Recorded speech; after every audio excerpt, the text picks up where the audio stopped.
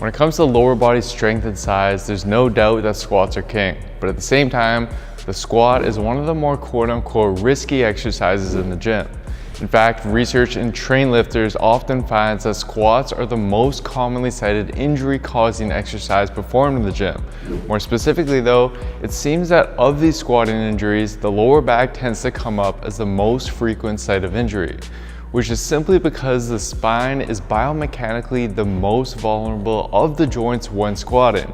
Now this doesn't mean that the squat is a dangerous exercise that you should avoid, because it's not, and it's actually a great strengthening movement for your lower body. But this does mean that you need to pay careful consideration to how you execute the squat, as there's a few common mistakes that people make with it that can contribute to lower back pain and injury over time. And in this video, I'll go through exactly what those mistakes are and how to fix them so you can avoid injury and build up a stronger pain-free squat. The first mistake you're making has to do with something called butt wink, which is a term used to describe when someone gets close to the bottom of their squat and their pelvis starts to posteriorly tilt and their tailbone tucks under them, creating a little bit of rounding or flexion in the lumbar spine.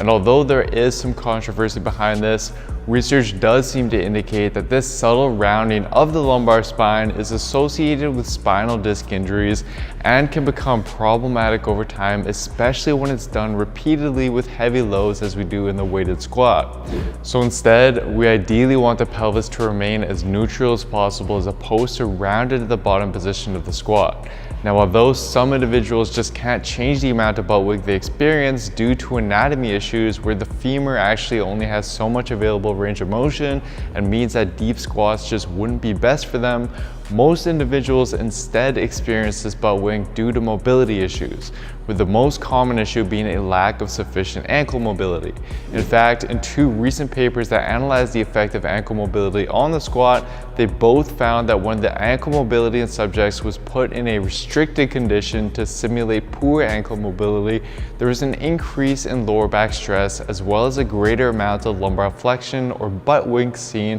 when compared to subjects who were unrestricted in their ankle mobility during the squat. And we can clearly see why this happens here with Skeletor, because when you have adequate ankle mobility, your knee is able to travel forward more as you descend, and you can reach proper depth without your lower back and pelvis having to compensate. But on the other hand, if your ankle mobility is restricted, your knee can't travel forward as much. So in this case, if you wanted to reach proper depth in the squat, you just wouldn't be able to because your body would fall backwards since your center of gravity has shifted back. So to compensate, to prevent this from happening, what the body does is it's going to round the back and the pelvis so that you can achieve proper depth without tipping backwards, which is why having tight ankles is often the culprit to this butt wink problem. I mean, I personally have very tight ankles, and for example, when I do a barefoot squat without warming up, you can clearly see butt wink occurring. But if I then raise my heels up on some plates as I squat, the butt wink completely disappears because the lift helps with my ankle mobility. So what I suggest is that you film yourself and try out this little experiment to see if this is indeed the case for you as well. And if it is, then what you want to do is simply start incorporating ankle mobility stretches daily and before you squat, as that's been shown to significantly improve ankle mobility restrictions. So exercises like various weighted ankle stretches, wall ankle stretches, and just holding a deep squat are all great daily movements that you should be doing to quickly improve your ankle mobility. In addition to this though, some quick fixes are to 1, use a wider stance, as this is going to enable you to squat deeper with less ankle mobility since the knees don't have to travel forward as much. And 2, invest in lifting shoes, as these provide a heel lift which helps with your ankle mobility, and I'll leave a link down below to the ones that I use and recommend. But regardless, until you improve that excessive butt wink in your squat, it would be best to either limit your depth during heavy squats to parallel or however deep you can go without that excessive rounding to avoid any potential issues from arising over time.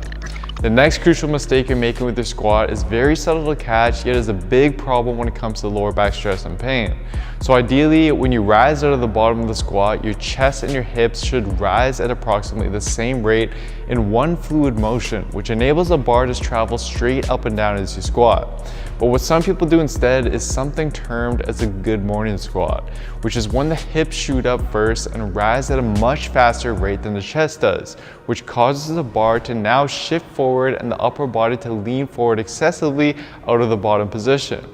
And this is problematic because we know that greater forward lean and forward bar movement during the squat increases the lumbar forces and shear stress experienced at the spine. So instead, to minimize these dangerous forces on the lower back as you squat, you need to focus on keeping that chest upright during the ascent and ensuring that your hips aren't shooting back behind you, especially as you fatigue later on during your sets. And if you struggle with this, then this likely has to do with both your motor coordination and potentially a weakness in your quadriceps. Because if your quadriceps are weak at the bottom position, your body will compensate by relying more on your relatively stronger glutes and lower back to now carry the load, and which is why we see the hips shoot back. And in fact, multiple research papers like this one from the Spine Journal are in support of this, and found that when subjects pre-fatigue their quadriceps so that they'd be relatively weaker before performing a squat, they tended to now lift with the stooping squat pattern discussed earlier to decrease the demand placed on their quadriceps.